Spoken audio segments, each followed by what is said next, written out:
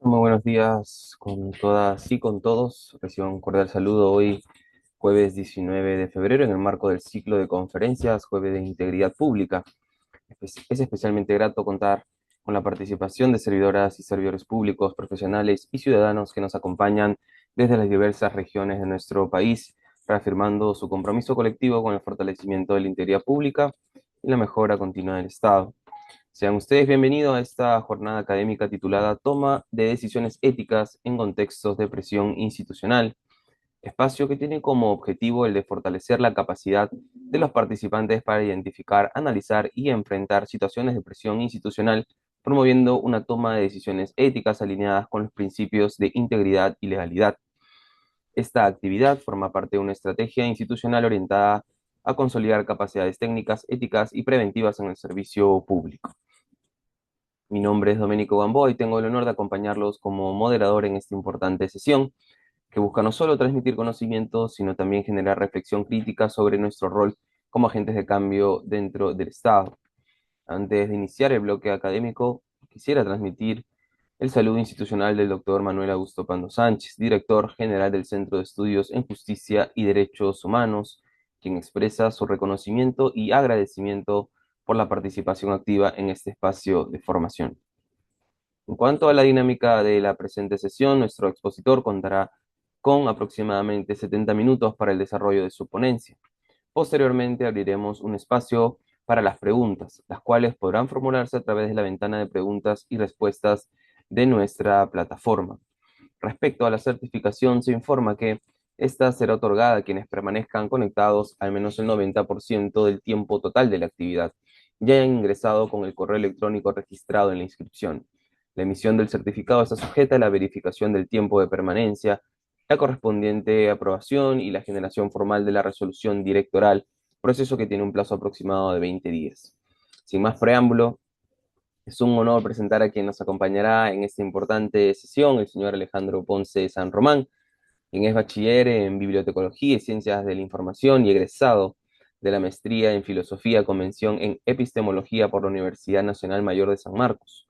Cuenta con formación especializada en integridad pública, gestión de riesgos y sistemas de gestión antisoborno, así como en gerencia de proyectos y políticas públicas. A lo largo de su trayectoria en la Autoridad Nacional del Servicio Civil, ha desarrollado iniciativas estratégicas de gestión del conocimiento y fortalecimiento de capacidades en Estado. Fue jefe del programa académico de monitoreo y gestión del conocimiento de la Escuela Nacional de Administración Pública, liderando proyectos innovadores vinculados a la difusión de información bibliográfica, comunidades de práctica, casuística en gestión pública y formación ética de servidores civiles. Actualmente se desempeña como coordinador de la Unidad Funcional de Integridad Institucional de Servir, desde donde impulsa la implementación de políticas y herramientas orientadas al fortalecimiento de la integridad en el servicio civil. Es miembro del equipo editorial de la revista Saber Servir y coautor del modelo educativo de la Escuela Nacional de Administración Pública, en los que contribuyó al desarrollo de enfoques formativos vinculados a enfatizar el valor público, revalorar al servidor público y reforzar la ética en la función pública.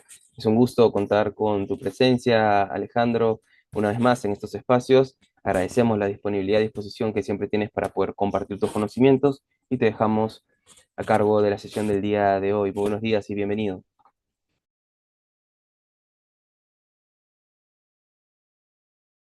Eh, ¿Estás con el micrófono apagado? Listo. Bueno, ahora sí. Muchas gracias a ti, Doménico. Muchas gracias también al Centro de Estudios en Justicia y Derechos Humanos. Es para mí un enorme gusto poder acompañarlos. Y creo además que en un entorno como el que estamos viviendo es particularmente importante ponernos, el, no diré la camiseta del Perú, sino el tatuaje del Perú para reflexionar y pensar sobre nuestra toma de decisiones dentro del Estado.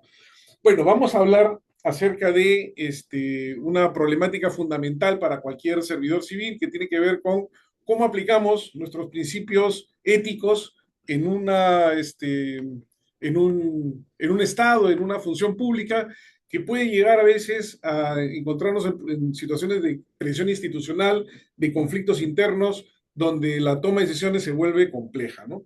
Entonces, bueno, para poder empezar, empezaremos hablando acerca de la ética. Este, lo que nosotros llamamos ética es lo que Aristóteles llamó durante hace 2500 años un conocimiento práctico para la toma de decisiones. Era un conocimiento práctico tratando de revalorar, de identificar, reflexionar sobre esto y orientarnos hacia lo que es bueno y justo como una regla de conducta.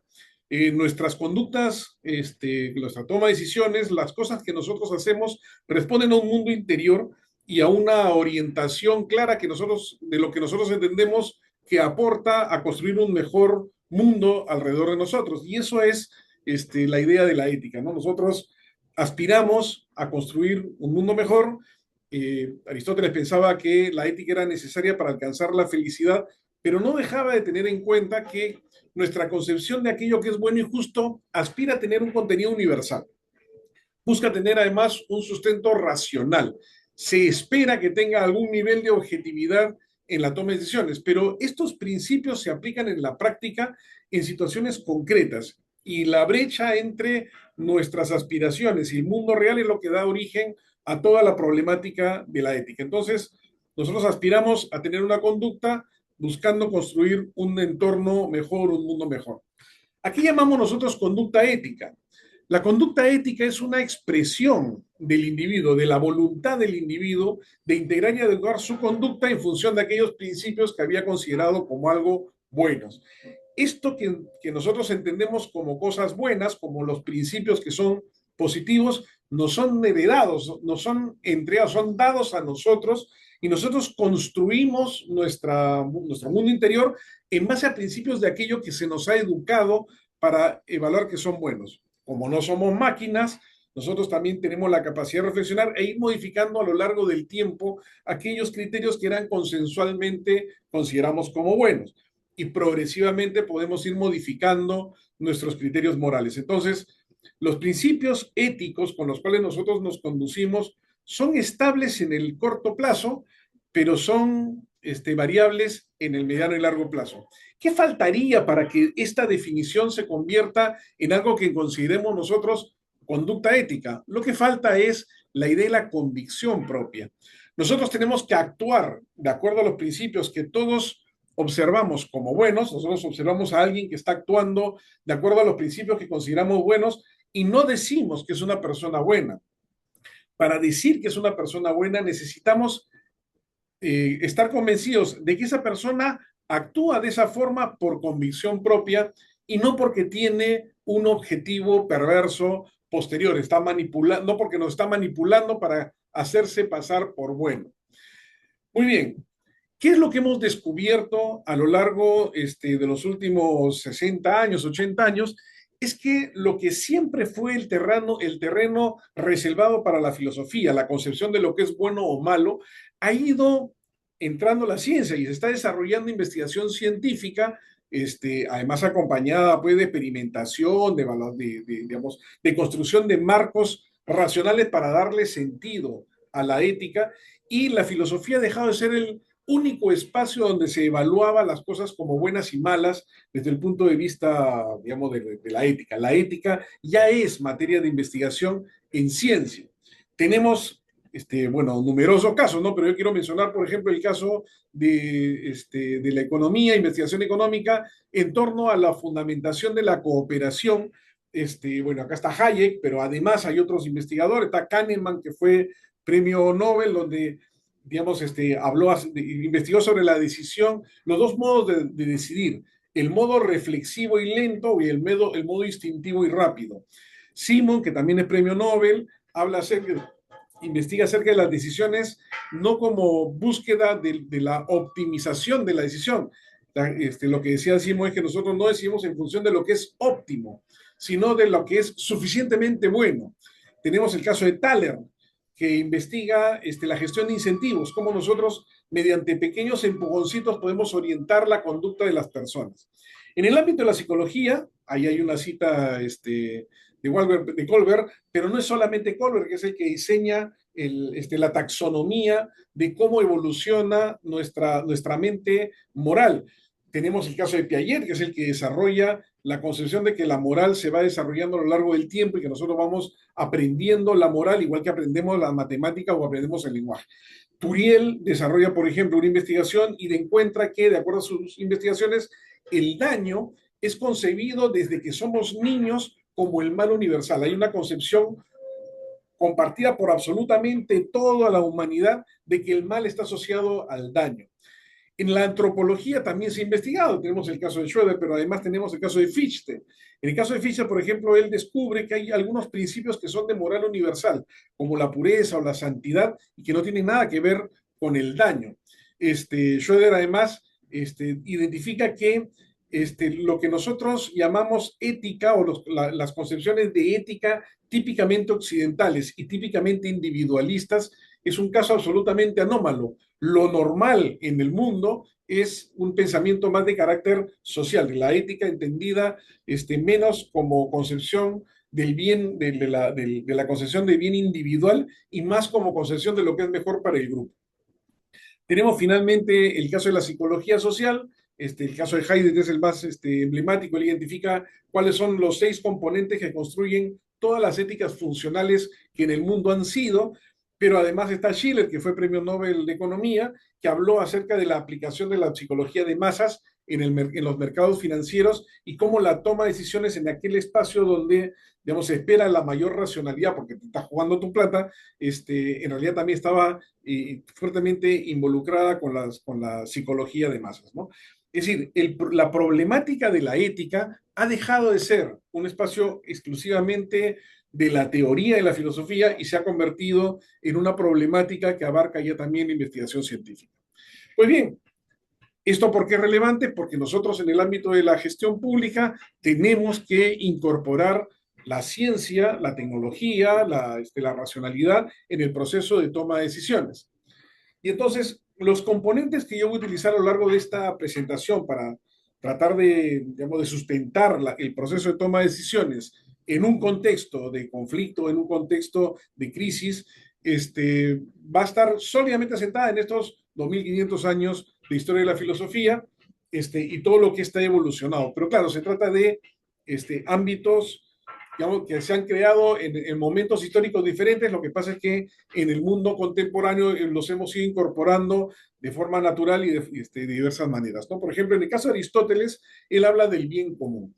Para Aristóteles, el proceso de toma de decisiones comienza con los principios, aquellas ideas sobre las cuales nosotros vamos a construir nuestras decisiones y aspiren a alcanzar los fines, es decir, aquello a lo que nosotros aspiramos lograr al final de estas decisiones. Y lo que hay entre los principios y los fines son aquello que nos sirve de forma utilitaria para alcanzar esos fines y lo llaman medios. Como siempre menciono, Aristóteles no era el hombre más imaginativo al poner el nombre de sus conceptos. Pero él decía que todo sistema tiene una finalidad. La razón por la que nosotros estamos tomando decisiones es porque este sistema en el que estamos tomando la decisión aspira a conseguir algo. A eso le llama la teleología, es decir, aquella finalidad que tiene el sistema en el cual nosotros participamos. Dado que nosotros somos servidores civiles y nosotros tenemos la misión de alcanzar un valor público, la teleología de nuestro sistema es el valor público. Esto es lo que explica la racionalidad de todo lo que nosotros hacemos y es importante que lo tengamos en cuenta, porque será aquello que nos guíe a lo largo de todo el proceso. Al momento de tomar decisiones, lo que está poniéndose en juego es nuestra capacidad para elegir, es decir, la libertad con la cual nosotros actuamos.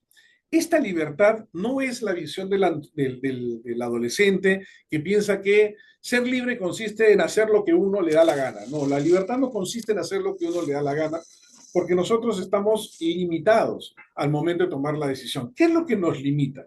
Nos limita en primer lugar la regla de la naturaleza. Digamos, yo quiero volar, pero no puedo, pues así que no soy libre de volar. La libertad consiste en elegir cómo nosotros afrontamos los problemas que nos surgen frente a nosotros, de qué manera nosotros actuamos, de tal manera que afrontemos el problema. Tenemos un tigre al frente, bueno, ¿cómo vamos a pelearnos con él? ¿Cómo vamos a defendernos? ¿Cómo vamos a sobrevivir al ataque de un tigre?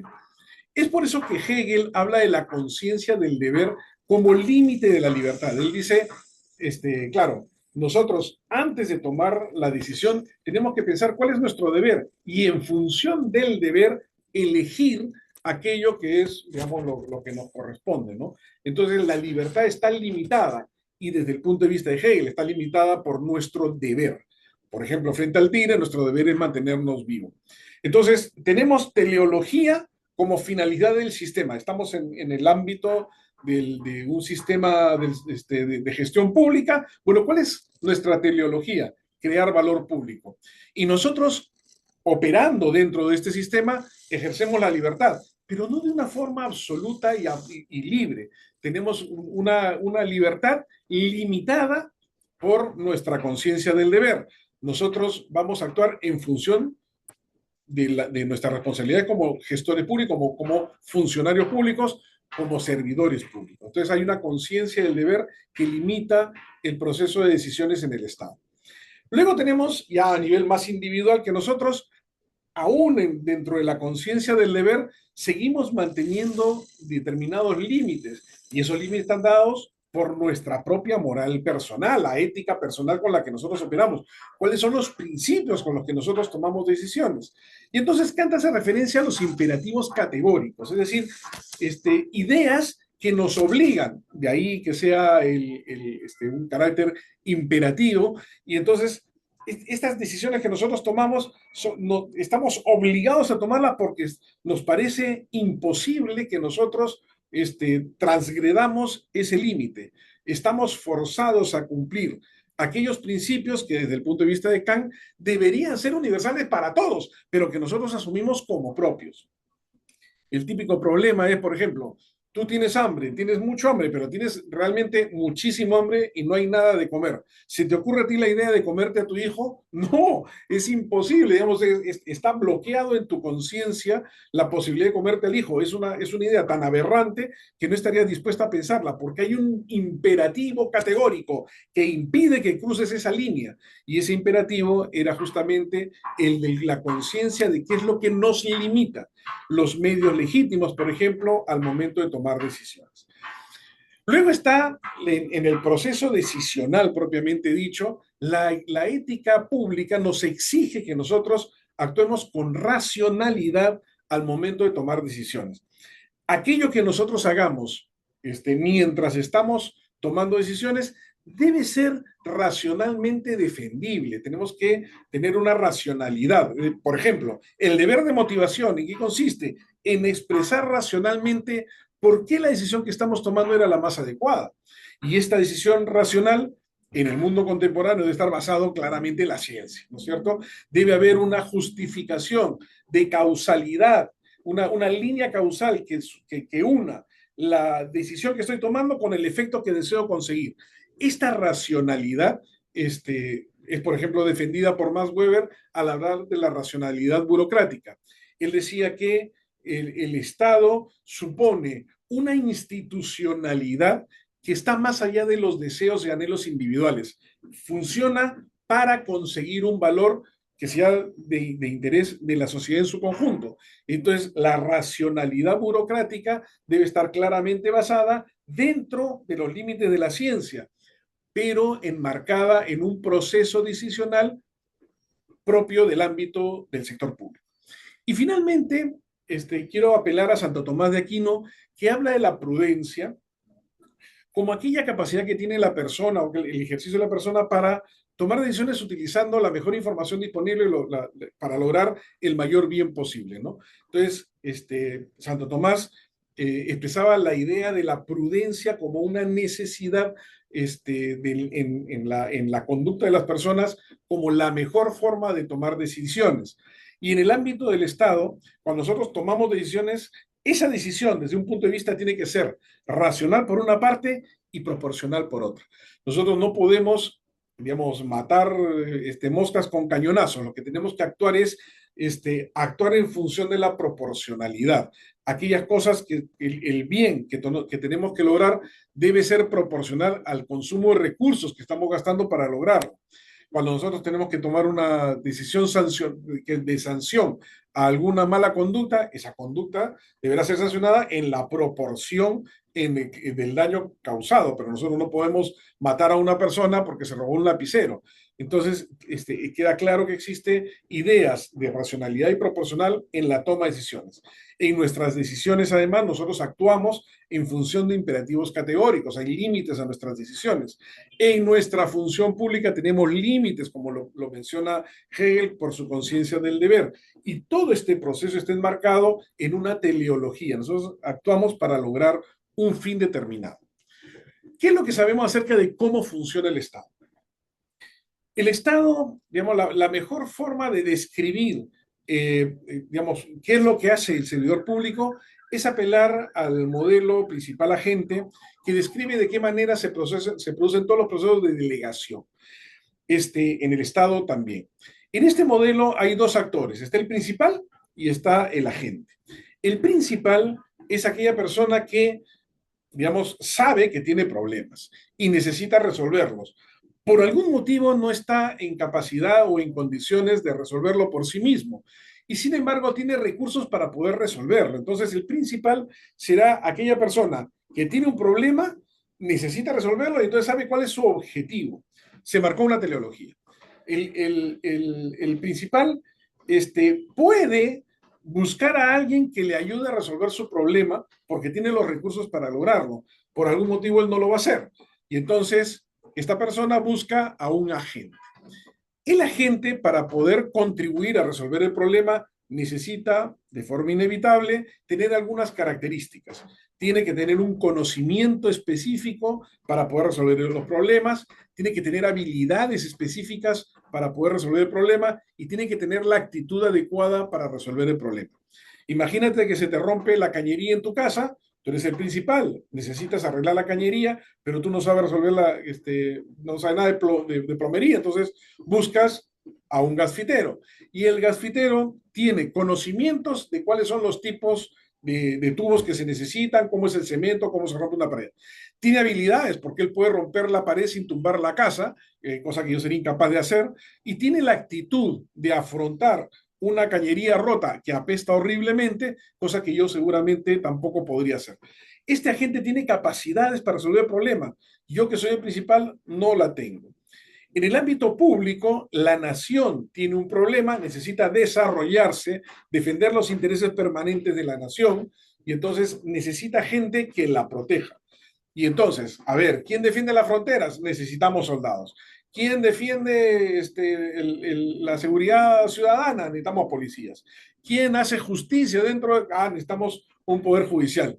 ¿Quién toma las decisiones? Un poder ejecutivo. ¿Quién es el que va a establecer las reglas? Necesitamos un poder legislativo y así sucesivamente, ¿no? Entonces, este principal busca agentes, le llamamos servidores civiles. Entonces, el agente lo que va a utilizar son los recursos transferidos desde el principal, presupuesto público, por ejemplo, y con estos factores de producción, el agente va a poder trabajar. ¿En qué consiste trabajar? Recoger información específica del problema que está afrontando y desarrollar un esfuerzo personal a lo que nosotros llamamos trabajo. Y entonces, qué sé yo, el juez tiene que tomar la decisión. Pero tú te has fijado que el juez está en una oficina muy bonita, en una sala, digamos, donde toma las decisiones, donde ejerce su función del juez, ¿no es cierto? Tiene un equipo de colaboradores, tiene una bibliografía de respaldo, tiene un montón de cosas. Estos factores de producción que la nación le proporciona, él lo utiliza como insumo para poder hacer su trabajo. ¿Qué más utiliza? Bueno, ¿cuál es el problema, no? No, que fulanito me robó, ya, entonces, ¿quién es fulanito que estaba haciendo? ¿Dónde estaba? ¿Era verdad o no verdad? Que finalmente él es el culpable y puede tomar decisiones. Entonces, sobre la base de los recursos que proporciona el principal, las capacidades personales, la información que recibe la gente y finalmente el esfuerzo que realiza él para hacer su trabajo, se desarrollan actividades y el Estado hace millones de actividades en cada momento. Estas actividades tienen un resultado y lo que nosotros esperamos, lo que el principal quiere, es que ese resultado resuelva el problema del principal, o sea, que alcance el objetivo.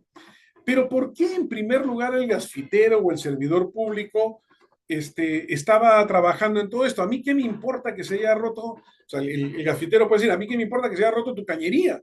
Yo como servidor civil yo podría decir, bueno, ¿y a mí qué me importa la problemática de corrupción que tienen los servidores públicos? Bueno, resulta que yo tengo objetivos de carácter personal, mis objetivos personales. Yo, por ejemplo, quiero tener a mis hijos que estudien correctamente, los quiero tener en el colegio, en la universidad, yo quiero que mi esposa esté, digamos, tenga buenas condiciones de vida, quiero proteger a mis padres en su vejez, quiero hacer un mundo mejor, yo tengo objetivos personales. Y entonces, yo trabajo como agente para alcanzar mis objetivos personales. Y aquí lo que tenemos entonces son dos objetivos distintos, el del principal y el del agente. Pero hay una simetría. Es más importante el objetivo del principal que el objetivo de la gente. Y entonces se producen conflictos, se producen situaciones que podrían ser problemáticas. ¿De qué situaciones estoy hablando? Estoy hablando de una situación en la cual, por algún motivo, no haya por parte de la gente un cumplimiento de los objetivos del principal. ¿A qué se puede deber? Bueno, incompetencia, por ejemplo. Puede ser causa de conflicto interno, de presión institucional, que la gente es un incompetente, no tenía las cualidades para hacer su trabajo. Podría ser que los factores de producción demandados por la gente se utilizan con ineficiencia. Podría ser que la gente actúe con opacidad y entonces sí está resolviendo el problema, pero no quiere compartir con el principal lo que está haciendo y esto da origen a la posibilidad de la corrupción. Podría ser que sea ineficaz y entonces el resultado no resuelve el problema de la gente. O finalmente podría ser que yo tenga un conflicto de interés y me interesa más resolver mis problemas que los problemas del principal. Acá hay diversas causas por las cuales se puede generar una situación de conflicto, ¿no? Entonces, si es que nosotros entendemos que podría darse el caso de una situación en la cual se generan conflictos internos dentro de una institución, podría deberse a alguna de estas razones. ¿Qué más sabemos del Estado? Sabemos, digamos, cómo opera, cómo se crea valor en el Estado. El Estado funciona de la siguiente manera, ¿no?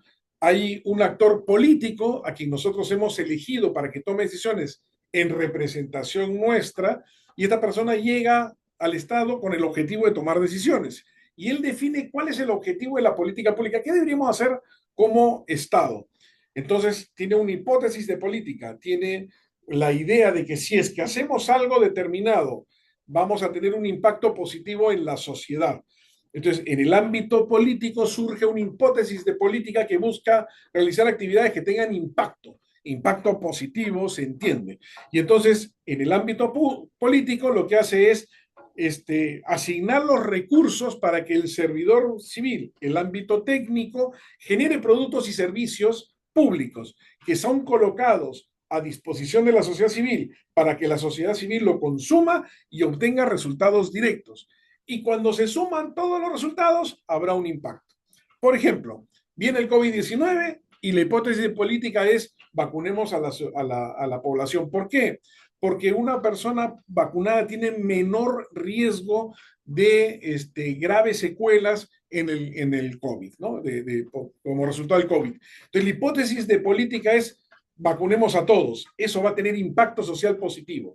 Se asignan recursos y entonces el Estado comienza a buscar qué alternativas de vacunas hay, cómo las compramos, cómo las traemos sin que se malogren porque tienen que tener una cadena de frío y entonces genera toda una programación de cómo vamos a hacer la aplicación, dónde vamos a aplicar, quién va a hacerlo, quiénes son las personas que están capacitadas, en qué orden, quiénes van a ser los primeros, quiénes van a venir después, etcétera. Lo colocamos a disposición de la sociedad civil, viene el papá y la mamá de Alejandro Ponce, se vacunan y no tienen problemas con el COVID. Y entonces el impacto, ¿cuál es? Es un impacto positivo. Este es el proceso de agregación de valor.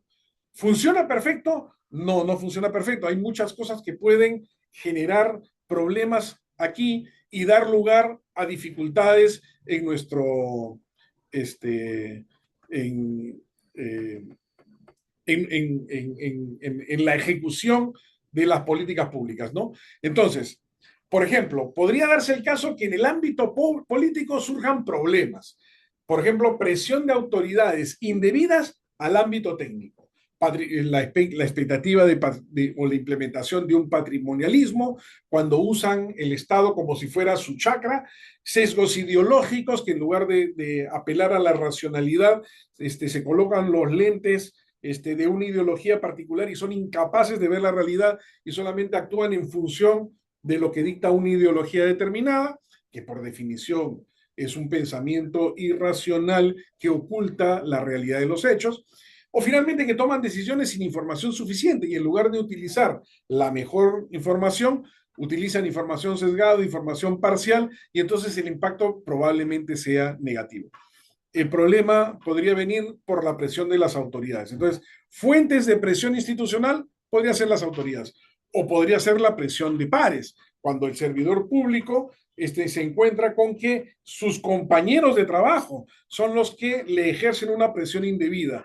Por ejemplo, porque priorizan el corporativismo, los intereses del grupo de servidores en lugar de los intereses de la nación. O porque hay procesos disfuncionales, porque las cosas se hacen de forma inadecuada. Se diseñó mal el proceso, no tiene las garantías adecuadas, genera riesgos en todo el proceso, o porque se naturalizan inconductas y las personas aceptan como una práctica regular cosas que nunca deberían haberse permitido. Es decir, puede ser fuente de conflicto, fuente de presión institucional, la presión de los pares o la presión ciudadana, el populismo emocional, que las personas, la ciudadanía demanda cosas por emocionalidad y no por racionalidad, o porque tiene la expectativa del clientelismo, lo que quiere que el Estado tenga una relación con ellos, de cuales ellos se vean beneficiados, o porque grupos de la sociedad civil trata de cooptar el Estado y controlar el Estado en beneficio de su grupo. Todas estas cosas las conocemos en el Perú, son parte de nuestra experiencia cotidiana y son fuentes de problemas. Pero presión también puede venir por las causas correctas. Por ejemplo, la presión de la autoridad, pero porque te están evaluando el desempeño, está bien. O la presión ciudadana, porque están demandando mayor valor público, está bien. O por la presión de los pares, cuando te están exigiendo que te hagas responsable de las decisiones que tomaste. Es una presión correcta, positiva, beneficiosa, virtuosa. Entonces, dentro de las causas que pueden generar conflictos o presiones institucionales, tenemos cosas positivas y cosas negativas. A nosotros lo que nos importa son aquellas cosas que son negativas. ¿Cuál es el problema de una presión indebida, de un conflicto o de una presión institucional? En primer lugar, que distorsiona la percepción de la información. Hay una información nueva que llega y genera cambios en nuestra percepción de cómo debemos actuar. Cuando hay una presión indebida, por ejemplo, se activa nuestro temor a sufrir algún evento negativo. Y entonces, al tener temor, cuando nosotros se nos despierta, se nos sube la adrenalina, lo que hace nuestro cuerpo es prepararse para defenderse de un tigre. ¿Qué es lo que pasa con nuestro cuerpo? Cuando sentimos una amenaza, nuestras pupilas se dilatan, se incentiva la fortaleza de nuestros músculos, la agilidad de nuestras reacciones, la velocidad de nuestras piernas, la fuerza de nuestros brazos, se agita la respiración y nuestro sistema cognitivo elimina todo aquello que sea ajeno al problema que enfrentamos. Nosotros ante los gritos de nuestro jefe actuamos exactamente igual que cuando nos encontramos con un tigre en la selva. Entonces, esto distorsiona nuestra percepción al momento de tomar decisiones y eso es lo negativo.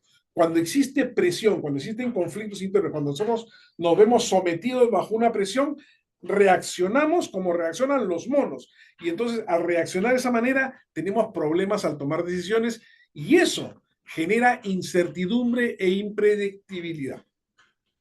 Entonces nosotros, impredecibilidad, nosotros dejamos de desenvolvernos con comodidad y comenzamos a ver barreras por todas partes. El resultado final de nuestras decisiones se vuelve incierta, impredecible y eso hace que nuestros procesos decisionales puedan ser dañinos.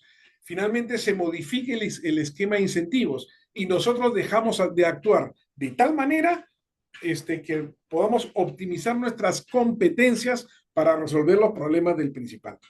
Cuando sufrimos presión, todo el sistema decisional entra en crisis. Tenemos que aprender a gestionarlo.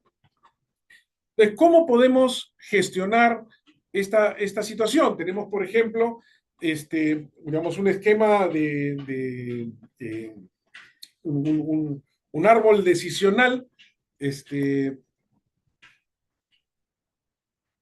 un árbol de decisiones, ay, perdón, pero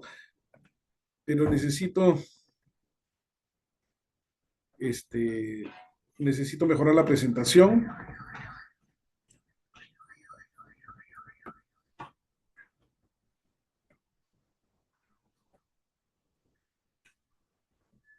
Perdón. Ya, ahora sí. Este, lo que decía era que existe un proceso decisional que comienza con un proyecto que genera conflictos. Entonces, ¿qué pasa cuando un servidor civil se encuentra que está involucrado en un proyecto conflictivo, problemático? Todavía no sabemos si es ilegal o es inmoral o qué pasa, pero es problemático. La pregunta es, ¿tú estás de acuerdo o no estás de acuerdo? Si es un proyecto conflictivo, lo que uno debería hacer es preparar una argumentación para corregir los defectos, ¿no es cierto? Y entonces, bueno, sometes a decisión una propuesta, debates el tema. Si se resuelve, se acabó el problema. Pero si no se resuelve, lo que debería ocurrir ante todo proyecto conflictivo es que la orden sea dada por escrito y esté motivada. ¿Por qué debería estar motivada? Debería estar motivada porque toda decisión pública tiene que estar motivada, tiene que ser racional, tiene que ser proporcional, uno tiene que sustentar por qué está tomando la decisión, por qué estamos metiéndonos en este proyecto, por qué esta es la alternativa que se está proponiendo. Y debe ser escrita para proteger a todos los actores, asignar responsabilidad a quien le corresponde y permitir a las personas poder operar dentro de un sistema burocrático. Cuando yo hablo de estas cosas, normalmente la gente me critica siempre, ¿por qué el Estado tiene que usar tantos papeles? La respuesta es porque somos 1,5 millones de trabajadores en el Estado. ¿Cómo coordinamos 1 millón de voluntades, 1,5 millones de voluntades? ¿Cómo hacemos para asegurarte que las decisiones que tomamos hoy, en el mediano y largo plazo, puedan ser comprensibles? La única forma es escribiéndolas, es dejando asentado en un documento, es colocando en el archivo el proceso decisional. Por eso debe estar motivada y escrita. El pedido de la orden escrita y motivada debería ser indispensable en todo proyecto conflictivo. Entonces, ¿qué ocurre si es que esta orden es contraria a la normativa o a la ética, incluso después de que ha sido debatida? La respuesta es, tienes que denunciar. Tienes que denunciarlo porque esto sencillamente no puede funcionar. ¿Qué es lo que pasa cuando no es ilegal? Cuando no es contrario a la ética. Bueno, la pregunta es contrario a tu ética, porque una cosa es la ética y la función pública y otra cosa es tu ética personal. Cuando es algo que va claramente contrario a tus convicciones. Pongamos a pensar el caso de una política nacional que supone el uso de métodos anticonceptivos de forma pública, libre y abierta, incluyendo menores de edad. Y entonces, por ejemplo, repartir condones en los colegios. Ya, y tú eres una persona muy religiosa, que tienes unas convicciones pues muy fuertes en ese tema de los métodos anticonceptivos, que los métodos no deberían ser parte de una política pública, sino de una decisión de las familias o de los individuos. Bueno, es contrario a tus convicciones. Si es contrario a tus convicciones, tú deberías poner tu oposición por escrito y pedir tu abstención. Lo que pasa es que cuando tú pides tu abstención, eso lo tiene que decidir tu jefe. Si es que tu jefe acepta que tú te excluyas de la decisión por razones de convicción personal, tu derecho pues, a la libertad de conciencia o lo que sea, entonces acabó el problema. Pero ¿qué pasa si es que no lo acepta? La pregunta es, ¿podrías delegarlo? Si lo puedes delegar, delégalo. Si no lo puedes delegar, la pregunta ¿es insoportable actuar cumpliendo tu función pública, pese a que tú tienes objeciones personales? Si es que es insoportable, lo que te corresponde es renunciar, porque tú no eres un esclavo, tú tienes la libertad de decidir qué hacer con tu vida.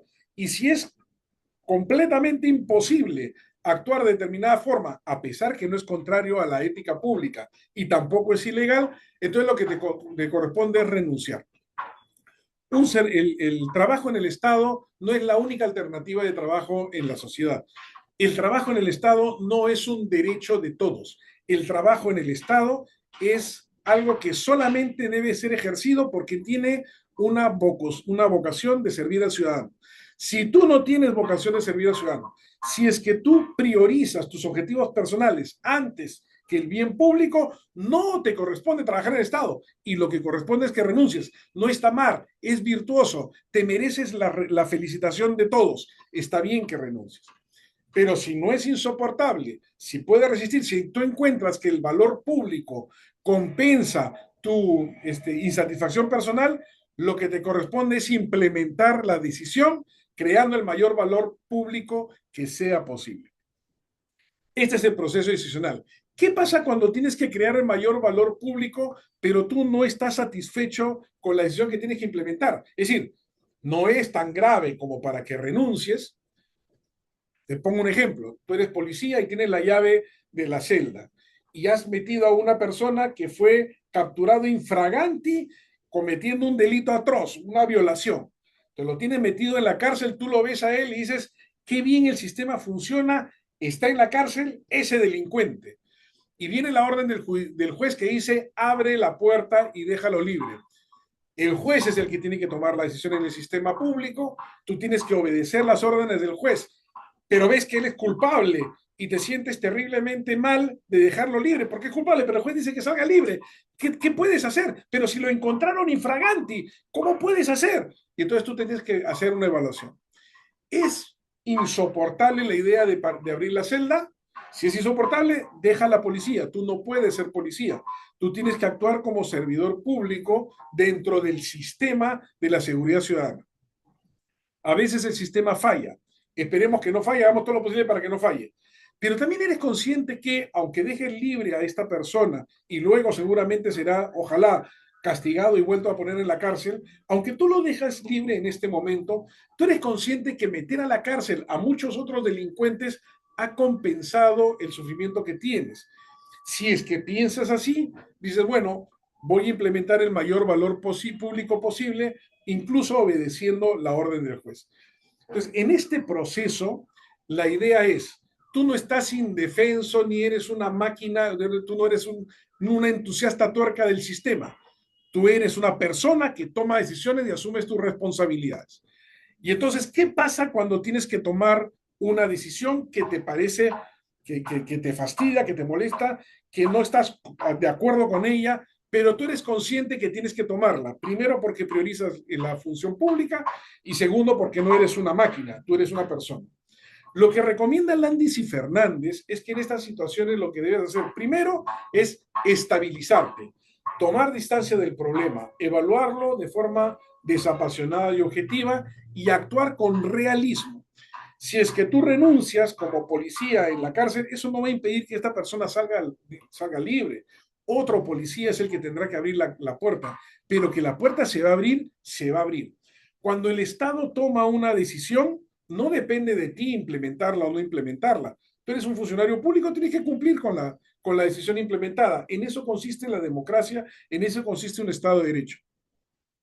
Entonces, ¿qué es lo que tienes que hacer? Yo no estoy hablando, por supuesto, de situaciones contrarias a la norma, ilegales o contrarias a la ética y la función pública. No, no estoy hablando de eso. Si es que hay una decisión contraria a la función pública, hay que cortarla de raíz, denunciándola de inmediato. Pero cuando sí estás implementando algo que te fastidia, lo primero que tienes que hacer es estabilizarte. No puedes perder el control emocional. No puedes permitir que ver al tigre te impida observar el bosque. Lo que tienes que actuar es con realismo, con un realismo estratégico, con una evaluación desapasionada, observar el proceso decisional y determinar qué es lo importante. Entonces tienes que centrarte en el propósito. ¿Por qué estamos tomando estas decisiones? Teleología. ¿Por qué por qué estamos en este proceso decisional? ¿Cuál es el propósito de este proceso decisional dentro del Estado? Hay que centrarse en el problema, enfatizar qué cosa es lo importante en la resolución del problema y conectar e involucrar a quienes mejor pueden resolver, buscar ayuda. Y entonces priorizas aquellas decisiones en el proceso decisional, aquellos componentes que van a causar el máximo impacto. Luego hay que mantener el rumbo. Si sabes que esto se va a implementar, muy bien, identifica qué cosa es lo que es inevitable en el proceso decisional y siendo inevitable, ¿cómo lo mejoro? ¿Qué cosas pueden cambiar y qué cosas tienen que mantenerse? Yo voy a abrir la celda de esta persona. Bueno, pues tendré que abrirla. ¿De qué manera mejoro la experiencia del valor público al momento de abrirla? Y luego ser preciso y ser consistente en las decisiones. ¿Por qué precisión y consistencia? Porque todos los sesgos personales te van a orientar a meterle cabe al proceso de decisiones en el Estado. Y es lo que uno no puede hacer. Como servidor público, tú tienes el deber de cumplir con tu función pública. Ese es tu máximo deber. Hay que crear el valor público. Y entonces hay que ser preciso y consistente en el proceso de las decisiones. Y finalmente, hay que hacer lo posible para preservar la confianza de todo el sistema. Discrepar con una decisión no es ser enemigo de tu jefe, es ser discrepante. Vas a cumplir las órdenes porque esa es tu función, pero nadie te puede pedir que lo hagas con una sonrisa en la boca. Tú vas a hacerlo de la forma que crees mayor valor público con la mejor de tus buenas intenciones, de tus energías, de tus competencias. Vas a resolver el problema, pero tiene que quedar claro que estabas discrepando. No está mal expresar la discrepancia. Lo que sí tienes que hacer es mantener la lealtad y la confianza. ¿De quién? ¿De tu jefe? No, de la nación. La nación te delegó a ti una función pública. Tu deber es con la nación antes que nadie. ¿Por qué? Porque estamos hablando de ética. Y entonces, desde el punto de vista de la ética, ¿a quién le debe lealtad? Al principal, o sea, a la nación peruana. Y debes mantener la confianza de la nación peruana en el sistema. Además debe haber lealtad y confianza con tu jefe, con tu compañero de trabajo, por supuesto. Pero hay un orden jerárquico, sí, primero la nación, luego vienen los demás. Finalmente, la evaluación objetiva y los aprendizajes. Después de que se han tomado decisiones, cuando has resuelto, cuando se ha terminado el proceso, tú tienes que preguntarte de forma objetiva, ¿quién estaba equivocado? ¿Estabas tú equivocado o era el sistema el que se equivocó? ¿Fue tu jefe el equivocado? Tendrás tú el derecho del mundo de decir, te lo dije. Y también aprender de la experiencia. ¿De qué manera esta experiencia que fue frustrante puede contribuirte a ser de ti un mejor gestor público? Toma decisiones éticas en el ámbito de la gestión pública. Bueno, hay que actuar con conciencia de los límites y centrarse en los objetivos del sistema. La teleología, ya lo habíamos hablado, de Aristóteles. Entonces, al momento de tomar decisiones éticas, no puedes perder de vista cuál es la finalidad de todo este proceso decisional. El servidor, digamos, yo trabajo en la Autoridad Nacional de Servicio Civil, nos encargamos de establecer las reglas con las cuales opera la carrera pública, ¿no es cierto? Y entonces, ya, al momento de tomar decisiones, ¿qué es lo que yo tengo que estar pensando? Meritocracia. Ese es el eje sobre el cual se construye el servicio civil. La teleología es la meritocracia.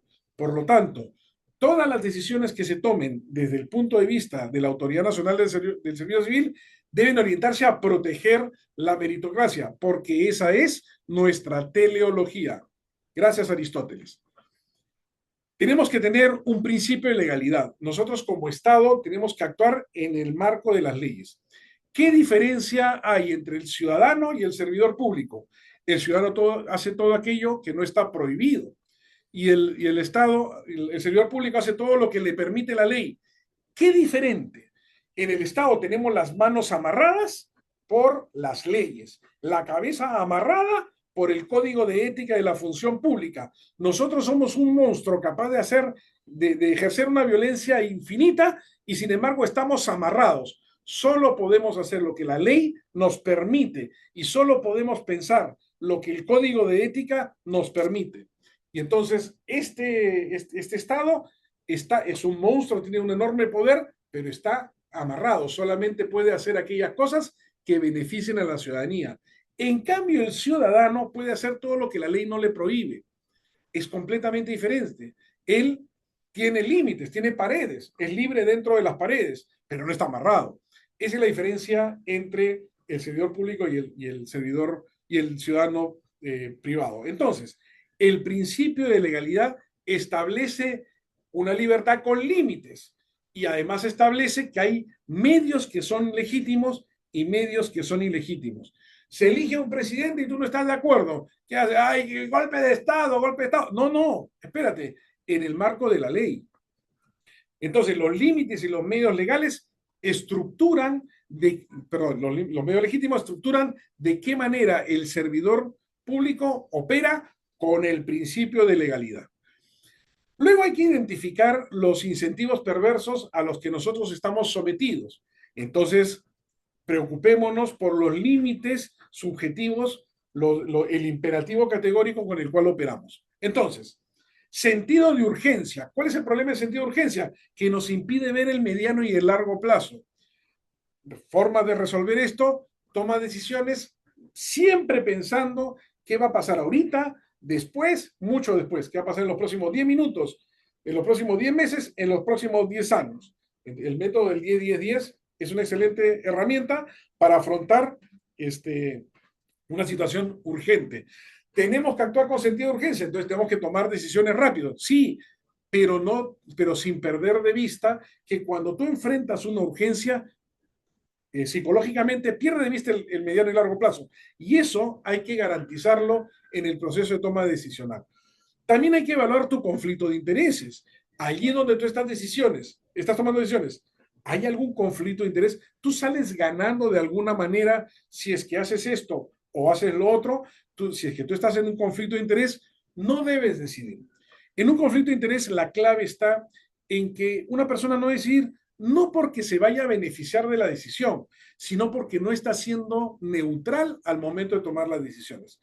Entonces, el Estado tiene que ser neutral porque tiene que brindar las garantías a la ciudadanía de que el Estado vale la pena, que si le quitamos los impuestos y le imponemos leyes es porque tenemos legitimidad para hacerlo. Y esto requiere que no haya conflicto de interés por parte de los operadores del Estado.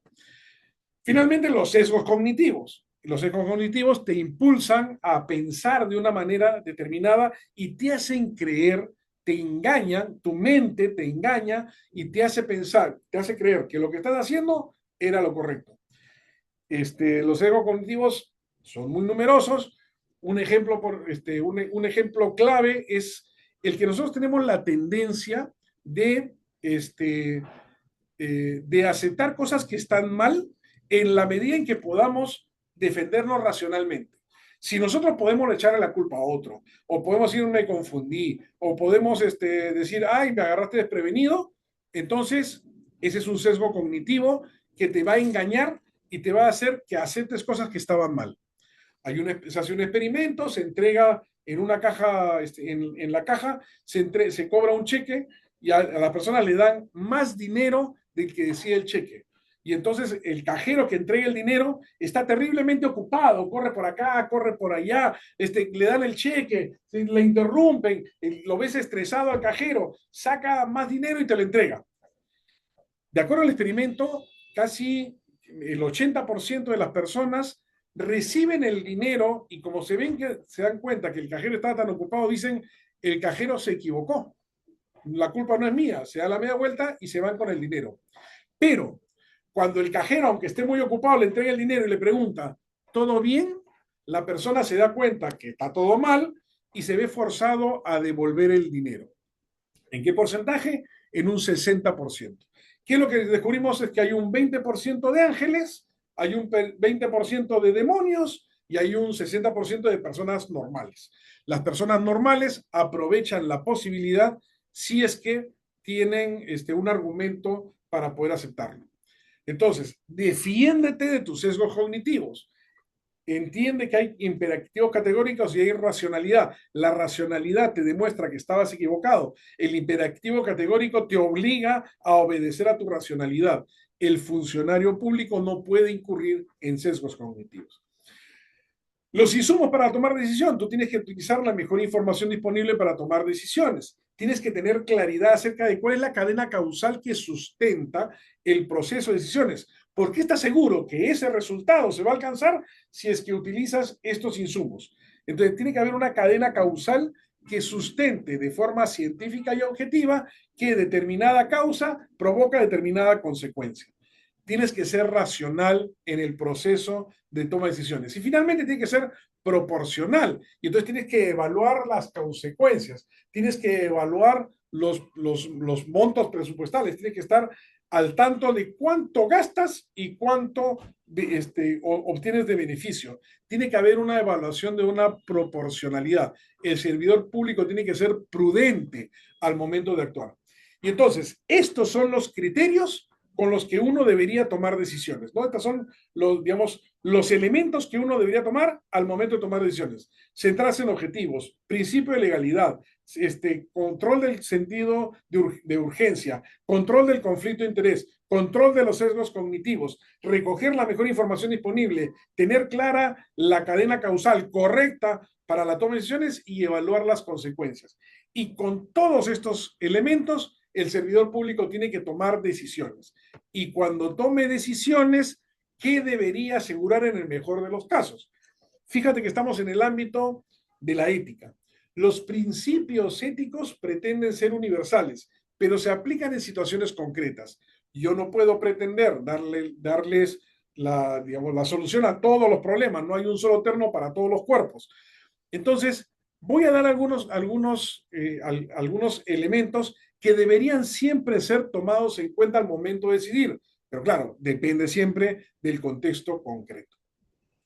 Tú siempre deberías cumplir tu función. El servidor público está acá porque es un agente de otro, del principal que es la nación. Nuestras decisiones son éticas cuando resolvemos los problemas de nuestro principal.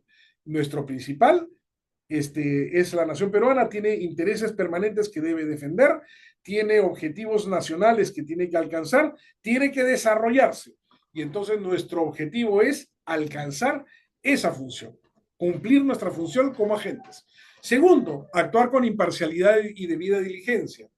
Imparcialidad es lo que garantiza que el Estado tenga legitimidad, porque, porque hay cuestionamiento sobre esa imparcialidad y se piensa que la corrupción es el principal problema de la nación, es la razón por la que el Estado tiene tan poca capacidad para ejercer sus funciones.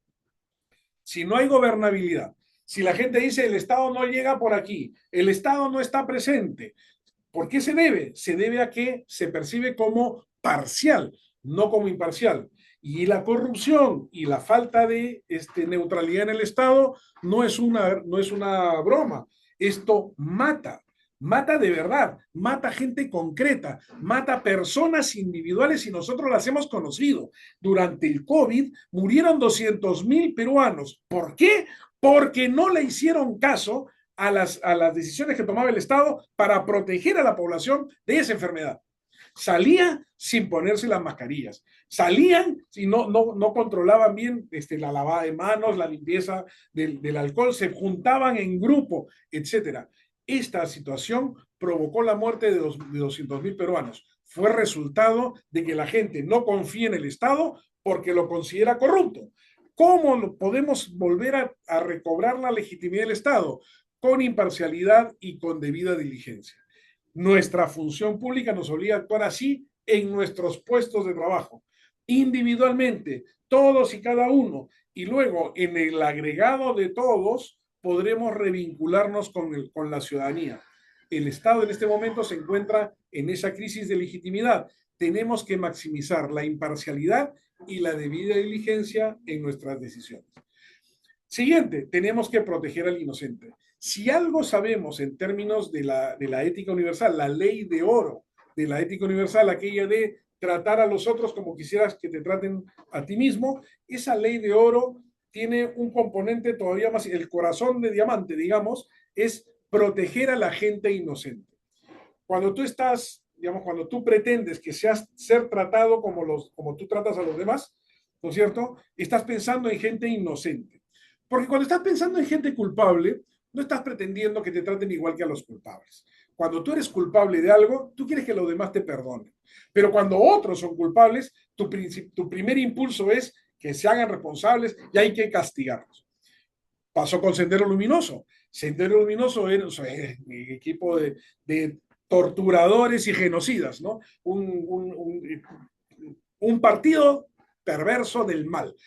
Estas personas terminan en prisión y ¿qué es lo que pretenden? Que los perdonemos. Ya, ¿tú estás dispuesto a perdonarlo? ¿Te gusta la idea de perdonarlos? O a la gente le parece repugnante la idea de perdonar a un violador de derechos humanos, a un terrorista. No, pues tú no estás pensando en ser tratado igual que los culpables, tú estás tratando de ser tratado igual que los inocentes. Tú no quieres que te hagan daño igual que tú no haces daño a los inocentes. Entonces, lo que debes hacer en términos de ética es proteger al inocente. Allí donde la teleología terminaba cumplir la función y donde Hegel, Kant y Weber hablan de imparcialidad y de debida diligencia, en protección al inocente estamos hablando de Kant y estamos hablando de Santo Tomás de Aquino. Estamos hablando de defender los principios universales y además actuar de forma proporcional. Finalmente, bueno, después también hay que asumir las consecuencias. Tú eres servidor público. El servicio civil no es para cualquiera, es para gente que tiene vocación de servicio ciudadano y eso incluye asumir las consecuencias. El servidor público tiene un poder gigantesco, enorme, ilimitado en el Perú. Si tú quisieras poner a todos los servidores públicos agarraditos de la mano haciendo un trencito, ¿no es cierto? Que nazca en Tacna, ¿hasta dónde llegarían los servidores civiles en la Panamericana? ¿Tú crees que llegan a Moquegua? ¿Tú crees que llegan a Arequipa? La respuesta es llegan a Tumbes, llegan a la frontera con Ecuador, todos agarraditos de la mano, uno al lado del otro, hacen 1,5 millones de personas, hacen toda dirigiendo las curvas de la Panamericana, llegan hasta Tumbes. Ese es el tamaño del Estado. Nadie puede detenerse, nadie puede defenderse si es que una maquinaria tan grande de personas decide atacarlo. El Estado es gigantesco, es de un enorme poder. Si los pusiéramos en línea recta, llegan hasta Colombia, a Cali, Colombia, en línea recta. Pero siguiendo las curvas de la Panamericana, llegan desde Tacna hasta Tumbes. Si es que tú los pones entre Lima y las playas de Asia, ¿ya? Si los pones en línea recta, ¿cuántas colas hacen? Hacen 20 colas. ¿Ya? Es decir, el poder del Estado puede ser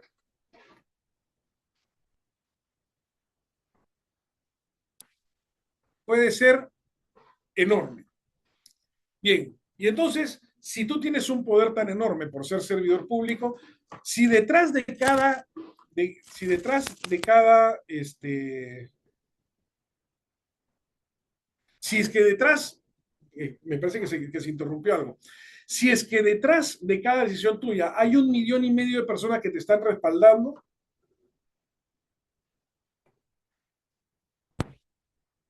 si es que detrás de ti hay 1,5 millones de personas que están respaldando tu firma, entonces, ¿qué es lo que tienes que hacer tú? Asumir las consecuencias de tus decisiones. Si tú generas daño a las personas, te tiene que doler, tienes que sufrir las consecuencias. Y si haces bienestar a las personas, tienes que disfrutarlo, tienes que recibir el reconocimiento. Las consecuencias abarcan ambos elementos. Y entonces, asumir las consecuencias es parte de la toma de decisiones. Y finalmente, compensar los daños de las personas que sufrieron y que no tenían que haber sufrido la decisión que uno tomó. Y entonces, este es el proceso en la que uno debería tomar decisiones dentro del marco estatal. Cumplir la función pública, ser imparcial, proteger al inocente, asumir las consecuencias y compensar los daños de aquellas personas que sufrieron las consecuencias siendo inocentes, no siendo responsables de las consecuencias de lo que ocurrieron. Entonces, qué sé yo, si es que el Estado decide, por ejemplo, vamos a subir el precio del limón, bueno, genera un alza de precios en el limón. ¿Quién sale ganando? Bueno, sale ganando el agricultor, por supuesto, ¿no? Porque ahora sus limones cuestan, pues le pagan más. ¿Y quién sale perdiendo? El cocinero, porque ahora para hacer ceviche ya no alcanza la plata que tenías antes. ¿Qué tendrías que hacer? Compensar los daños, establecer algún mecanismo para que aquellas personas que salen perdiendo y que no era inevitable que salgan perdiendo, entonces de alguna manera compensen las pérdidas que están sufriendo. y cuándo no es necesario compensarlos. No es necesario compensarlos allí cuando es el resultado de un cambio tecnológico o de un bien o de un bien público donde todos salen ganando. Entonces, por ejemplo, tú tenías una casita en la playa y entonces para ayudar a los pescadores tú ponías ahí una luz fuerte para que los pescadores sepan dónde estaba la orilla. Bien por ti. Viene el Estado y coloca ya no una lucecita fuerte, y pone pues un faro. Y ese faro ya no sirve a los pescadores, sirve para la navegación de larga distancia. Mira, qué pena que tu farito ya no tenga mayor importancia, pero piña pues, porque ahora el bienestar es mayor. Entonces, en la función pública lo que se debe hacer es identificar quién sale perdiendo y es inocente de esa pérdida y a ellos hay que compensarle los daños. Y esto era lo que yo quería compartir con ustedes. Estoy a su disposición para cualquier duda que pudieran tener y te cedo la palabra, eh, Dominique. Muchas gracias, Alejandro. Quería comentarte nada más que hemos tenido un pequeño inconveniente. No se ve tu cámara, no está funcionando. Justamente en los últimos 5 minutos de ponencia tuvimos ese inconveniente. Se te escucha perfecto, eso sí, pero no sé, ahora sí, ahí se logra ver la imagen, pero no Disculpa, te preocupes, falló mi... no te preocupes, no te preocupes. En realidad, muchas gracias por la excelente ponencia. Vamos a ir directamente con la ronda de consultas. No sin antes pues, avisar a los participantes y agradecerles también para los más de 1000 participantes que se encuentran conectados hasta este momento, que bueno, la presentación vamos a intentar compartirla, ¿no? A través de nuestros grupos de difusión por WhatsApp para que puedan revisar también el contenido que ha expuesto hoy día Alejandro y también estaremos subiendo toda la grabación de la actividad al YouTube del Ministerio de Justicia con la finalidad de también que puedan revisar los contenidos y todos los conceptos abordados el día de hoy. Vamos a iniciar con la ronda de preguntas, comenzando con esta consulta que me pareció interesante. Eh, y pregunta a un participante, ¿no? ¿Cómo llegas a diferenciar entre una presión legítima por los resultados que debemos obtener y una presión que pueda comprometer principios éticos? Bueno, nuestro marco de referencia es el código el código de la ética pública, ¿no? Otra vez se me borra mi video acá y este, esta computadora cree que soy demasiado feo para tu sala, Domenico. Lo lamento mucho, ojalá que No te, sobreviva. no te Bueno, preocupes, si no se ve no hay problema, se te escucha perfecto ahí dentro de la importancia de la respuesta que podamos obtener. de acuerdo. Lo que mencionaba es que nuestro marco de referencia es el código de ética de la función pública. Ahí existen tres cosas. Existen los principios, los deberes y las prohibiciones.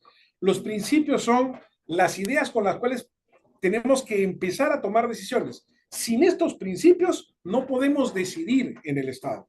Entonces, por ejemplo, la lealtad al Estado de Derecho es un principio. Nosotros no podemos traicionar eso, no podemos dejarlo de lado. No podríamos pensar siquiera en una alternativa. No, los principios del código ética son lo que rigen nuestro pensamiento, son las cadenas a nuestro pensamiento. Luego están los deberes. Los deberes son aquellas cosas que la ciudadanía nos demanda, son las cosas que estamos obligados a cumplir por tener el infinito privilegio de servir a la nación de grado.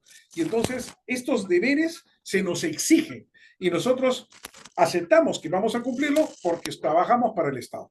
Y luego están las prohibiciones, que es la diferencia entre el corrupto y el servidor civil de bien. Es la diferencia entre el que sirve al ciudadano y el que se sirve del ciudadano para su propio beneficio. Entonces, ¿qué cosa es aquello que va en contra digamos, de la ética pública? ¿Cuál sería una decisión que sea ilegítima? Es aquella que contraviene un principio, un deber o que obliga a cumplir una prohibición. Esa sería nuestra lógica y es lo que nosotros deberíamos tener siempre presentes. Excelente. Y justamente hablando en ese marco, ¿no? Preguntando respecto a esto, la siguiente consulta que se haría, pues podría ser también cuáles son las herramientas que tienen pues, los servidores civiles justamente para poder tomar decisiones tanto bajo presiones, sean políticas, mediáticas, las que fueran, ¿no? ¿Qué herramientas podría utilizar pues un servidor civil para tomar mejores decisiones rigiéndose en base a la ética, ¿no? Es difícil mencionarlas todas, ¿no? Pero digamos, lo fundamental es tu legitimidad como servidor público está enmarcado por un contrato que tienes con el Estado. El Estado te recluta al servicio civil y te proporciona, digamos, una carrera pública, digamos. Lo que te proporciona es un régimen al cual tú perteneces. Entonces, si tú eres 728, 30057, CAS, qué sé yo, si es que tú estás en un régimen, ese régimen establece reglas con las cuales tú operas. Lo que no puedes hacer es evadir esa responsabilidad. En segundo lugar, tú tienes unas funciones que tienes que cumplir. Y entonces el puesto al que tú perteneces está acompañado por determinadas responsabilidades. El gerente público, el gerente general de Servir, por dar un ejemplo, es oficial de integridad de Servir. Quiere decir que cuando se toman decisiones en el marco del sistema de integridad, a él le corresponde tomar decisiones. Yo soy coordinador, pero yo no tomo las decisiones, la toma el oficial de integridad. Entonces, yo no puedo hacerme cargo de las responsabilidades que tiene el gerente general. El gerente general tiene sus responsabilidades. Ese también, fíjate tú, es una medida de protección, porque no te pueden obligar a hacer algo que no te es permitido, ¿no? Otra cosa que tienes tú es todo el sistema digamos, de gestión de recursos humanos para poder resolver conflictos al interior del sistema. Si es que tú sientes que determinada decisión es incorrecta, entonces el sistema de gestión de recursos humanos asegura que haya mecanismos para que tú puedas, digamos, plantear tus observaciones, tus dudas, tus críticas y que se pueda compensar, ¿no? Luego tienes el proceso ya de denuncia, ¿no? Entonces, en el proceso de denuncia tú tienes todo el sistema sancionador, tienes el proceso administrativo disciplinario y tienes el proceso de denuncia al interior de la plataforma de denuncia ciudadana, ¿no? Tú tienes mecanismos para contrastar una orden recibida al interior de tu entidad para protegerte de una decisión que tú juzgas que es una decisión incorrecta. Cuando tú denuncias, lo denuncias porque es ilegal o porque es contrario a la ética. Lo demás no es denunciable. Una decisión legítima, pero a que a ti te duele, no es denunciable. Yo quiero estar en teletrabajo, me encanta el teletrabajo, me acostumbré a trabajar sin ponerme zapatos. No es un derecho. Mi jefe tiene toda la potestad de decirme, Janito, tú no haces teletrabajo, estás obligado a venir a la oficina todos los días y yo tengo que aceptarlo aunque no me guste. Podré debatirlo con él, podré tratar de convencerle, pero es su potestad, yo no puedo denunciar. Entonces, cuando yo no puedo denunciar mi preocupación, y yo lo había mencionado ahí en la diapositiva, ¿no? Mi preocupación es violentamente contrario a mis principios éticos, porque de ser así, estoy obligado a pedir que me eximan de esa responsabilidad. Y entonces uno pide su abstención. Está regulado, está reconocido, hay un sistema para reconocerlo, y finalmente mi jefe es el que toma la decisión, me acepta el pedido de abstención o no me lo acepta. Si no me lo acepta, él se hará responsable de la decisión que yo tome. También, somos corresponsables. Si yo puedo delegar la responsabilidad, te salvaste.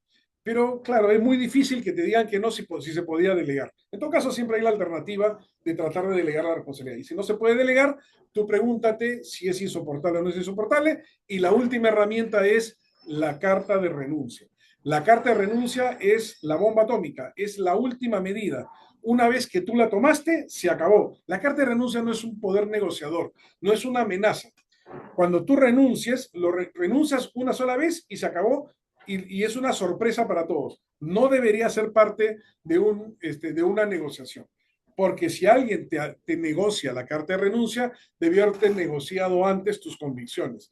O sea, debió haber aceptado tus convicciones. Si no acepta tus convicciones y no acepta tu carta de renuncia, ese directivo es un mal directivo porque es un directivo que está actuando de la peor manera en el ámbito de la gestión pública.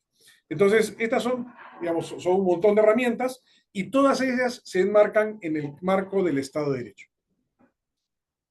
Excelente respuesta, muchas gracias Alejandro por responder esta y abre realmente varios caminos también esta respuesta respecto a las herramientas que hay. Me gustaría también leer una de las consultas que tiene una participante, la cual pregunta, ¿cuál considera que es el mayor desafío estructural que enfrenta el Estado para orientar sus decisiones bajo principios éticos frente a las presiones políticas e intereses particulares que influyen en la gestión pública? Yo lo que creo es que el Estado peruano no ha logrado consolidarse como una estructura burocrática que tenga la autonomía y que se le empodere al servidor público como para poder tomar decisiones pensadas en el valor público. En la medida en que tengamos un Estado frágil, institucionalidades frágiles, donde las personas no tienen seguridad sobre cuáles son las reglas que gobiernan el trabajo que realizan, en la medida en que nosotros no estamos eligiendo a los mejores, sino estamos tomando otros criterios al momento de tomar las decisiones, en la medida en que se perfore la carrera pública, yo creo que no podremos institucionalizar. El gran problema es el conflicto de intereses en el que está enmarcado el mismo servidor público. La mejor defensa para esto es el fortalecimiento del servicio civil. Digamos, hay sociedades donde le resulta muy difícil a un nuevo gobernante cambiar las reglas y manipular el Estado en beneficio de un grupo de poder. Piensa tú que, por ejemplo, en Suiza nadie sabe cómo se llama el presidente y a nadie le importa, porque ese presidente no va a mover las cosas. En cambio, en el Perú, con el contexto en el que estamos, yo he estado viendo, por ejemplo, comentarios en el sentido de que el verdadero presidente es el presidente del Banco Central de Reserva porque ha impedido que haya inflación. Oye, es poner las cosas de cabeza. El Banco Central de Reserva es una institucionalidad muy sólida. Su presidente ejecutivo puede ser una persona brillante con muchas virtudes, pero pertenece a un sistema que funciona bien. Es el sistema lo que tenemos que proteger. Y entonces ahí está el mayor problema, ¿no? Excelente respuesta, muchas gracias Alejandro por responder esa consulta. Ahora, en base a lo que se comenta también me gustaría pues poder un poco entrar a un poco esta consulta que nos realizan. Por ejemplo, ¿consideras tú que la presión institucional también, en primer lugar, ¿no? Si la presión institucional llega a ser totalmente inadecuada o mala, si se quiere, y lo otro es que si podría esta presión institucional también revelar ciertas debilidades que pueda tener un servidor, ¿no? O sea, o directamente ya son fallas estructurales del propio sistema del Estado, ¿no? Sí, digamos, la presión institucional, ¿cómo diferenciarla entre la presión de la autoridad o la presión de pares? En el caso de la presión de la autoridad, en primer lugar son aves de paso, ¿no? Son personas que van a estar durante un periodo breve. Típicamente el funcionario tiene un ciclo de gobierno en el que es funcionario. Es verdad que puede reciclar, ¿no? Pero típicamente el estamento de la autoridad, los funcionarios, van a tener un tiempo de vida breve, pero pueden hacer mucho daño estando un breve tiempo, ¿no? La presión de los pares no solamente supone digamos, un problema de institucionalidad, de una institucionalidad débil que no logra consolidar una cultura íntegra al interior de la comunidad, sino que además genera los incentivos para una de las cosas más perversas que hay en el proceso de corrupción, y es la explotación de la debilidad de la víctima, ¿no? Nosotros observamos, digamos, un ejemplo muy claro de cómo funciona la corrupción es el caso de la corrupción sexual. En la corrupción sexual tú tienes personas que van a agredir a una persona, a una víctima, y no agreden a cualquier víctima. Tienden a identificar cuál es la víctima adecuada para su agresión. Identifican situaciones que lo hacen vulnerable.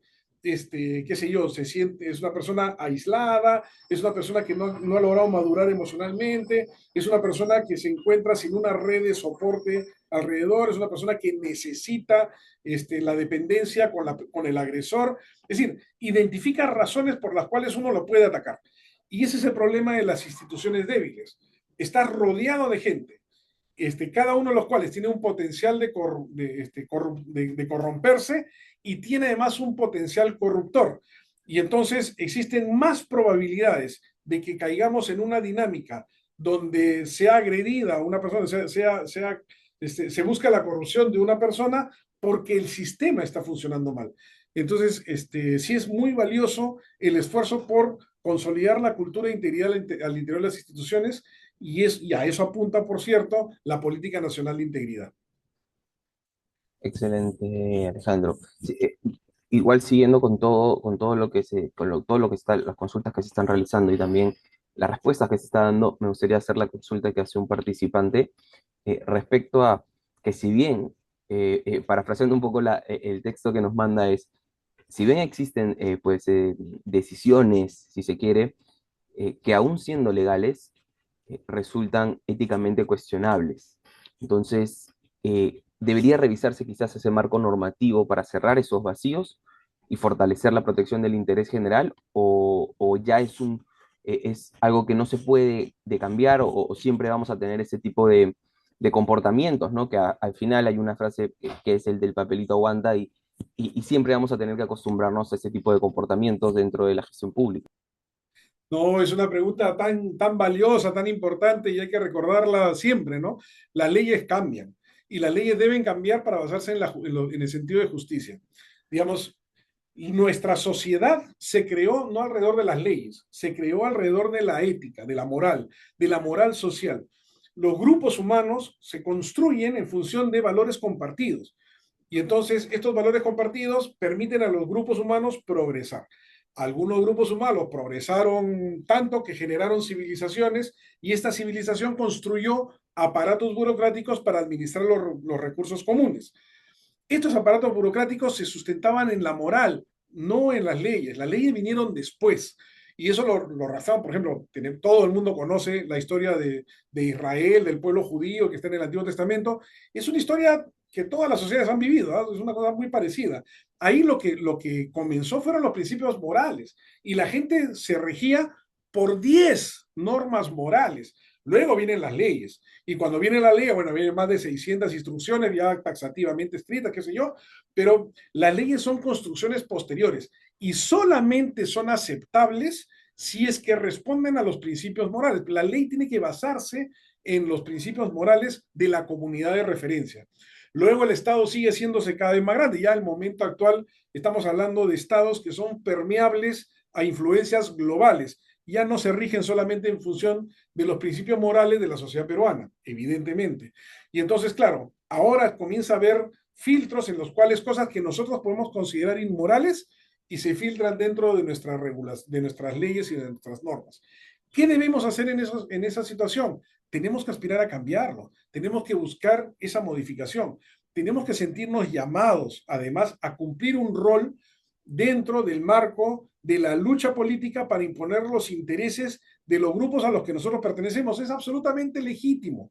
Está bien que los ciudadanos de bien quieran ser políticos, actúen como políticos y después se vayan, pero digamos que tengan un ciclo de vida en el cual el servicio a la nación también forme parte de su experiencia personal. Nada mejor que la Roma clásica para encontrar esto como parte de nuestra vocación de ciudadanos.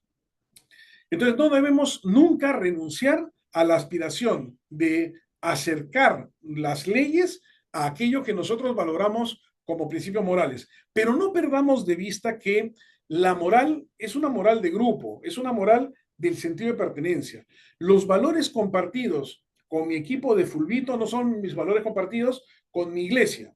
Mis valores compartidos con mi iglesia no son los mismos valores de los valores compartidos con mi profesión. Así que no esperemos tomar los valores, por ejemplo, de mi creencia religiosa e imponerlos a la sociedad en su conjunto, cuando hay miembros que no son de mi creencia religiosa. Pero sí podemos aspirar a llegar a acuerdos compartidos, valores comunes, una ética mínima en la que todos estemos de acuerdo y eso implementarlo a nivel normativo. Entonces, no podemos renunciar a eso, forma parte de nuestra lógica ciudadana. Excelente, vamos a ir con las últimas dos consultas, Alejandro. La primera es de recomendaciones de cómo construir justamente un comportamiento ético. Ya ni siquiera te hablaría del Estado, ¿no? Sino en general, en la ciudadanía en general, desde el comportamiento propio ético desde muy pequeños hasta, porque al final son los formadores y los que son formados quienes llegan a tener pues cargos dentro de la administración pública. Entonces, ¿qué recomendaciones podrían haber justamente en aras de una construcción de una ética que inspire justamente a decisiones correctas, incluso bajo la presión que habíamos comentado, ¿no? Si yo me voy a distanciar un poco de lo que siempre se menciona, que hay que mejorar el sistema educativo para que los colegios se enseñen los valores, yo voy a pedir perdón por por quienes discrepen conmigo, pero yo no confío en ese procedimiento. O sea, por supuesto que se necesita, pero no solamente no solamente no es indispensable, sino que ni siquiera es muy eficiente, no es muy eficaz. ¿Qué es lo que pasa? Que nosotros construimos nuestro sistema cognitivo basado en el aprendizaje que tenemos en la familia. Se han hecho investigaciones y se ha encontrado que los valores familiares, los valores que le inculcaron los padres a los asesinos en serie o a los delincuentes de las peores cárceles en Estados Unidos eran los mismos valores con los que me educaron a mí. Es decir, el problema no está en los valores de base. El delincuente no le enseña a su hijo a ser ladrón. El asesino no le enseña a su hijo a ser asesino. Normalmente el conjunto de valores que se transmiten suelen ser valores bastante estandarizados. Luego, por supuesto, hay alguna diferencia, claro, desde luego, pero los valores suelen ser positivos siempre. Uno siempre quiere desear lo mejor a sus hijos y le enseña lo mejor de su ética. Luego viene el aprendizaje observando que la conducta de la gente no se apega a la ética. Y entonces descubren que no es lo mismo el principio no matarás que el principio mentir y dile que no estoy. Entonces, por supuesto, hay algunas gradaciones. Luego viene todo el proceso educativo y de socialización de los diversos grupos en los que nosotros estamos, ¿no? Entonces, cosas importantes que debemos siempre tener en cuenta son: apeguémonos a una ética mínima compartida y no salgamos de ahí. No podemos construir una ética que contravenga la ética compartida por la sociedad a la que pertenecemos y que es la mínima compartida. Luego tenemos valores adicionales, digamos, en el Perú, por ejemplo, hay algunas personas virtuosas que son puntuales, pero reconozcamos que ese no es un valor con el que todos compartimos. Qué bueno que lo sean, pero no es un valor, no es la ética mínima de los peruanos. Entonces, apegarte a esa ética mínima y no traicionarla jamás. Tener una ética personal y ser consistente con ella. Asumir tus valores y tomártelos en serio y actuar de acuerdo a una ética personal. Es decir, que seas predecible, que la gente sepa a qué atenerte contigo.